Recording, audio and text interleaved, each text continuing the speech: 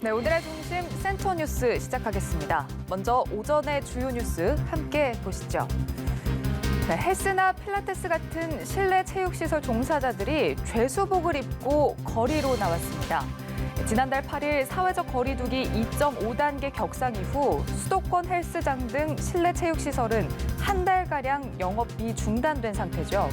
실내 체육시설업자들은 경제적으로 타격이 심각함을 알면서도 정부의 방역 지침을 따랐지만 기약 없는 폐쇄 그리고 다른 시설들과의 형평성이 맞지 않는다며 이렇게 거리로 나온 겁니다.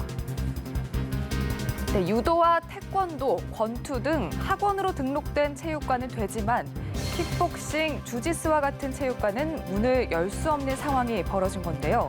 정부는 관련 조치를 돌봄 기능에 있다고 설명했습니다. 하지만 돌봄 기능의 기준 역시 모호하다는 지적도 나오고 있습니다.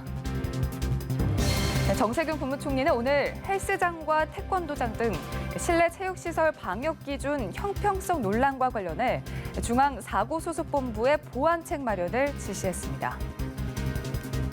지난 월요일부터 적용되고 있는 실내 체육시설에 대한 방역 기준을 두고 형평성 논란이 있습니다.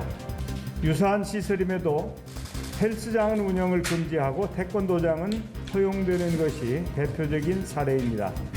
정부가 고심 끝에 정한 기준이지만 현장에서 받아들여지지 못한다면 보완해야 할 것입니다.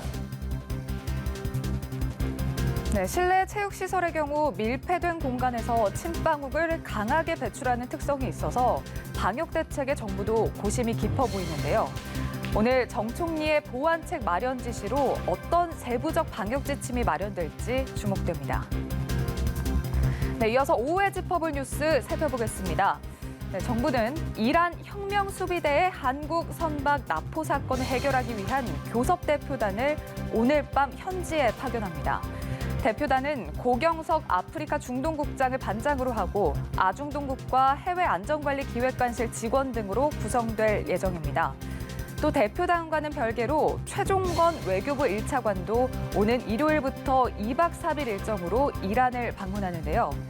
국내 은행에 동결된 자산 문제에 대한 이란 정부의 불만이 선박 억류의 원인일 수 있다는 관측이 나오는 상황에서 최 차관이 이란 측과 해결 방법을 찾을 수 있을지 관심이 쏠립니다.